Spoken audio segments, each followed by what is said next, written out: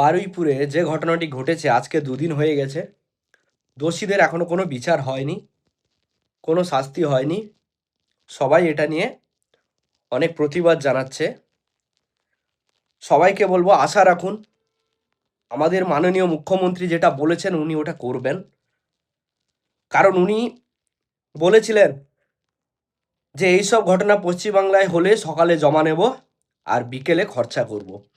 তো মাননীয় মুখ্যমন্ত্রীকে আমার হাত জোড় করে অনুরোধ, আপনি যেই কথাটি বলেছেন এই কথাটি রাখবেন আর পুরো পশ্চিমবাংলাবাসী এটাকে দেখবে।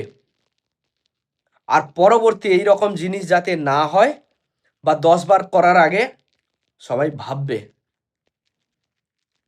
আর অনেকে আমি দেখতে পাচ্ছি এখানে জাত ভেদাভেদ করছেন। প্লিজ এখানে জাত ভেদাভেদ করবেন না, হিন্দু মুসলিম করবেন না। কারণ এখানে হিন্দু মুসলিম করার এটা জায়গা নয়। কারণ আজকে উনাদের ক্ষেত্রে হয়েছে, কালকে আপনাদের ক্ষেত্রে হতে পারে বা আমাদের ক্ষেত্রে হতে পারে। তাই জাতিভেদ নির্বিশেষে সবাই এই জিনিসটার প্রতি প্রতিবাদ করুন, এই জিনিসটার প্রতি লড়ুন। কারণ বাচ্চাটি কারোর মেয়ে ছিল, কারোর বোন ছিল, আমাদেরও বোনের মতো ছিল। তাহলে এই জিনিসটাকে ছোট করে দেখার এখন টাইম নয়, বা এই জিনিসটাকে নিয়ে রাজনীতি করার টাইম নয়, বা এই জিনিসটাকে জাতিভেদ করার টাইম নয়।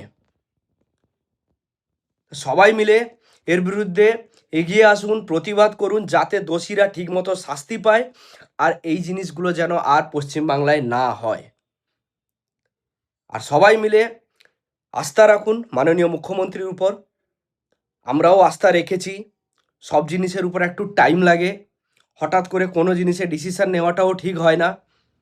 তো উনিও ওনার পরিবারের সঙ্গে কথা বলেছেন, ওনারা যা চাইবেন, যা শাস্তি চাইবেন উনি দেবেন বলেছেন।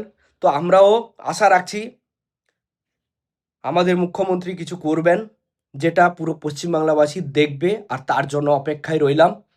আর সবাই অপেক্ষা করেও থাকুন। নিশ্চয়ই এর কিছু বিচার হবেই হবে, খুব তাড়াতাড়ি।